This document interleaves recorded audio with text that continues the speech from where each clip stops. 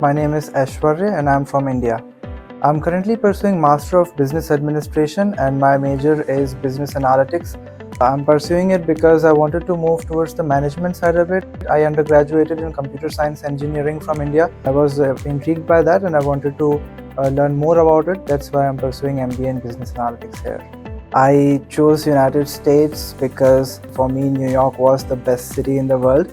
That's why I came here. And Hofstra University because of the location, so I can reach Times Square in like 1 hour, and I really love the campus here, so that's why I chose Hofstra. The housing building facilities at Hofstra has been really great because when we come from another country it really matters if it's comforting, but as soon as I reached graduate residence hall, the ambience, the vibe, it made me very comforting. The resident assistants were very helpful. I used the gymnasium here, the student centers. I really like everything.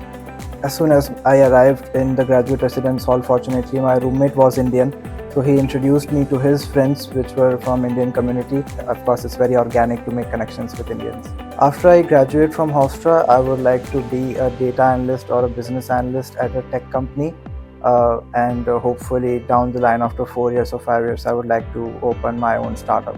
Not only Hofstra helps me gain the skills that I need to be the position that I want, such as a data analyst in my case, but also we have like a co-op program here. So after my third semester, the university actually helps me to find a certain internship that I can do in the company, and hopefully if the student performs well, that internship converts to the full-time job offer. But it's really comforting to know that the university is also helping me to get a full-time job here. So I've been to that phase. I know it becomes confusing and stressful. I know it seems like the most important decision of your life at that moment, but I'll just say that it's not the most important decision that you'll ever make. So please don't stress out and just decide what you feel is right.